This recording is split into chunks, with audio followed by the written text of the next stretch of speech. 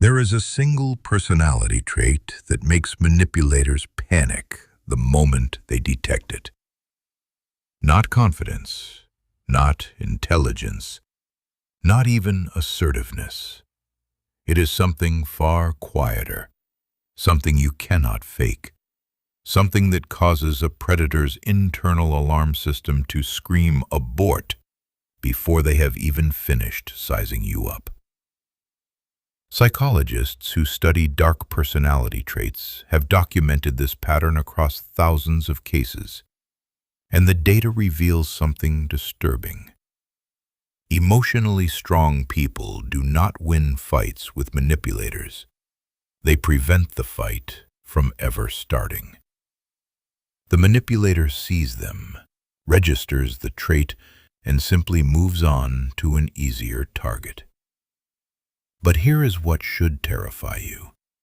Most people who believe they possess this trait actually do not. They have built a performance of strength that manipulators can smell from across the room. The difference between real emotional strength and its counterfeit is the difference between being left alone and being destroyed. This video will show you exactly what manipulators see when they look at emotionally strong people, why that sight triggers immediate retreat, and how to build the genuine version of this trait before the next predator crosses your path. The invisible screening process. Every manipulator runs the same internal algorithm before they choose a target. It happens in seconds, sometimes in the first exchange of eye contact, sometimes before a single word is spoken. They are not looking for weakness the way most people imagine weakness. They are looking for a specific kind of accessibility. Accessibility means your emotional state is legible. It means your reactions are predictable. It means your self-worth is outsourced to the people around you, which makes it available for theft. Manipulators are not emotional geniuses. They are emotional accountants. They calculate effort versus reward with brutal efficiency. And they have learned through repeated trial and error which people provide the highest return on the lowest investment. The emotionally strong person breaks this equation at its foundation, not because they are intimidating, not because they are aggressive, but because their emotional state is unreadable in the way the manipulator needs it to be. The manipulator cannot tell if a comment has landed. They cannot tell if silence means hurt or indifference. They cannot tell if agreement is genuine or strategic. This uncertainty does not make them curious. It makes them exhausted. And manipulators hate exhaustion more than they hate rejection. Rejection is a data point. Exhaustion is a dead end. When a manipulator encounters someone whose emotional core is self-sourced, they face a terrifying realization. This person cannot be flattered into submission, cannot be provoked into exposure, cannot be exhausted into compliance. The tools are useless. The playbook is blank. And so they leave. Not because they have developed a conscience, but because you have become bad business. The architecture of self-sourced emotion. To understand why manipulators retreat, you must understand what emotional strength actually is. It is not the suppression of feeling. That is the most dangerous myth in this entire conversation.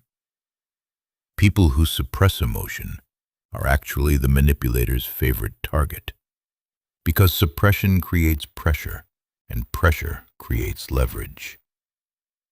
The emotionally strong person does not feel less. They feel differently. Their emotions pass through a self-contained processing system, rather than an external validation loop. When they receive criticism, they do not immediately reach for someone else's opinion to stabilize their self-image. When they receive praise, they do not immediately inflate or become vulnerable to the withdrawal of that praise. Their emotional equilibrium is generated internally, calibrated against their own values and their own long-term observations about themselves. This creates a maddening effect on manipulators because their entire strategy depends on becoming your emotional reference point. They need to replace your internal compass with their voice. They need you to check their reaction before you know how to feel about your own choices. The emotionally strong person has no use for this service. They already know how they feel. They already know what they value. They may be wrong sometimes, but they are internally anchored, and that anchoring makes them impossible to move. Manipulators describe this quality in their own vocabulary. They call these people dry. They say there is nothing to grab onto. They complain that the person is too self-contained, as if that were a flaw rather than a fortress. What they are really describing is the absence of hooks, and hooks are the only thing a manipulator knows how to work with. The counterfeit strength that attracts predators. This is where most people get destroyed. They have built a performance of strength that is actually a neon sign for manipulators. The performance usually looks like this: emotional unavailability masked as independence.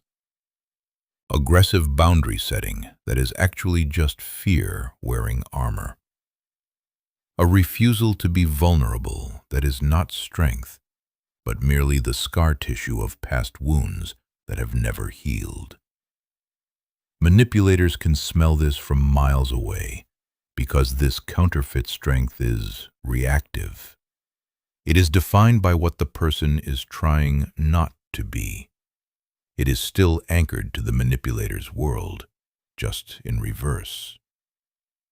The person who declares they will never be controlled again is still organizing their entire psychology around the concept of control. The manipulator simply approaches from a different angle. Instead of direct control, they offer the illusion of safety. Instead of overt dominance, they perform as the one person who understands your wounds. The counterfeit strong person thinks they are being careful. They are actually being profiled. Their wounds are visible in the very defenses they have constructed to hide them. Real emotional strength is not a reaction to past manipulation. It is a default state that exists before any threat appears. It is not armor you put on. It is the bone structure of how you process reality. And that is why it cannot be faked. A manipulator testing a genuinely strong person finds nothing to test. There is no wound to probe, no insecurity to mirror, no compensation to exploit. The interaction is so boring to them that they cannot sustain it. They need engagement. They need you to play. And the emotionally strong person has already left the game. The specific behaviors that trigger retreat. Researchers who have interviewed self-identified manipulators and people with dark triad traits describe a consistent pattern of disengagement when certain behaviors appear. These are not dramatic confrontations. They are subtle signals that operate below the level of conscious strategy. The first is non-reactivity to flattery. Most people have a visible response to praise. Their posture changes, their voice warms, they lean in. This is not a flaw, it is human, but it creates an opening. The manipulator notes what kind of praise lands, then scales it until the target is emotionally dependent on their approval. The emotionally strong person receives praise with the same energy they receive neutral information. They may appreciate it, they do not crave it. The manipulator tries escalating the flattery, tries different flavors, and hits a wall. The second signal is measured disclosure. Vulnerability is not absent in the emotionally strong person. It is rationed. They do not dump their trauma in the first conversation. They do not perform intimacy to accelerate connection. Their disclosure follows a timeline that is internally determined, not externally pressured. The manipulator who tries to force premature intimacy through shared secrets or manufactured closeness finds the other person simply not participating at the required speed. The third signal is consequence clarity without threat. The emotionally strong person does not announce boundaries with fanfare. They do not warn. They simply know what they will do if a line is crossed, and they have already made peace with doing it. This is terrifying to manipulators because threats create negotiation, and negotiation is their home territory. Quiet certainty does not negotiate, it simply executes. When a manipulator realizes they are not in a dialogue, but in the presence of a fixed point, they lose interest. Dialogue is where they hunt. Fixed points are where they break. The neuroscience of the unreadable face. There is a biological layer to this dynamic that explains why face-to-face manipulation fails against the emotionally strong. Human brains contain mirror neurons that automatically simulate the emotional states of people we observe. This is the foundation of empathy, but it is also the foundation of emotional contagion. Manipulators exploit this system. They project emotional states deliberately, hoping to trigger a mirrored response that they can then steer.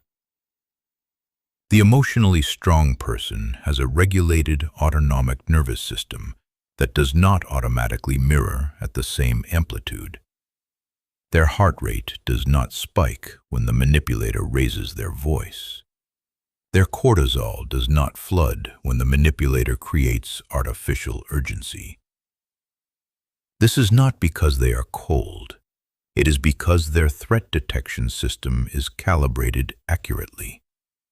They do not experience a raised voice as a threat because they know it is a tactic. They do not experience manufactured crisis as real danger because they can see the construction. This regulation creates an eerie stillness that manipulators find deeply unsettling. They are used to people catching their emotional state like a virus. When the transmission fails, they do not know what to do with their own performance. It is like shouting into a room and hearing no echo. The acoustics are wrong. The space feels dead to them. And so they leave, not because they have been defeated, but because they have been unplugged from the power source they need to operate. The long game of emotional strength. Building this quality is not a weekend project. It is not a set of hacks. It is a restructuring of how you relate to your own internal experience. And that restructuring takes time, because it requires unlearning patterns that were likely installed in childhood. Most people learned early that their emotions were too much, or not enough, or wrong, or required external management. They learned to check the room before they knew how they felt. They learned to perform acceptable emotions to maintain attachment. These adaptations were survival strategies, and they worked. But they created a dependency that manipulators can exploit. The path to genuine emotional strength requires gradually relocating the center of gravity from outside to inside. This means developing a private vocabulary for your own emotional states that does not depend on other people's interpretations.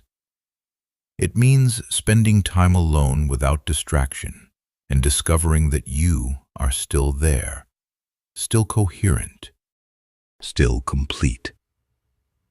It means experiencing the discomfort of not being mirrored, not being validated, and discovering that the discomfort is temporary and survivable. Each time you survive that discomfort without collapsing or performing, you add a layer to your internal structure. Over months and years, this structure becomes dense enough that manipulators cannot penetrate it. Not because you have built walls, but because you have built a self. And a self is not a fortress. It is a habitat. Manipulators do not live there. They cannot breathe the air. The paradox of attraction. There is a strange paradox at the heart of this dynamic. Emotionally strong people are not cold. They are often deeply warm, capable of extraordinary intimacy and loyalty. But their warmth is offered, not extracted. It is not available as a payment for validation or a defense against abandonment. This creates a maddening effect on manipulators because they are used to warmth being a signal of accessibility. They misread the emotionally strong person's kindness as an opening, move in for the extraction, and find themselves in a space that is generous, but completely controlled. The person is kind, but the kindness is not a vulnerability. It is a choice, and choices can be revoked. This is the final terror for the manipulator. They are not being rejected. They are being irrelevant. The emotionally strong person's life continues with or without their presence. Their self-worth does not fluctuate based on the manipulator's attention or withdrawal. They are not playing hard to get. They are simply hard to need. And need is the only currency manipulators know how to spend. The recognition in yourself. If you are watching this and wondering whether you possess this quality, here is the test that matters. Think of the last time someone tried to make you feel guilty, flattered, afraid, or obligated. Did you feel the pull? Did you have to actively resist? Or did you simply notice the attempt the way you notice weather, as something happening outside that does not require your participation? Active resistance is not failure, but it is not yet the default state. The goal is not to become immune to influence. That is impossible and probably undesirable. The goal is to become the primary author of your responses, to feel the pull and have it register as information rather than instruction. When you reach that point, manipulators will not fear you in the way they fear a fight. They will fear you in the way they fear a mirror. You show them what they are, without reflecting back what they need. And that reflection is unbearable. The quiet victory. The ultimate protection against manipulation is not a technique. It is not a script for what to say. It is a condition of being that makes manipulation technically impossible because there is no interface for it to attach to. This condition is available to anyone willing to do the slow, unglamorous work of building an internal life that is genuinely self-sustaining. The manipulator's fear is not your goal. It is a side effect. Your goal is to become someone whose emotional experience is so fully owned that no one else can rent space in it without your explicit, ongoing consent. When you are that person, you will not need to identify manipulators. They will identify you, register the impossibility, and move on. Your life will not be dramatic. It will not be filled with the intense highs and lows of toxic entanglements. It will be quiet, self-directed, and strangely free. That freedom is the only victory that matters, not because you defeated anyone, but because you finally stopped playing a game you never agreed to join.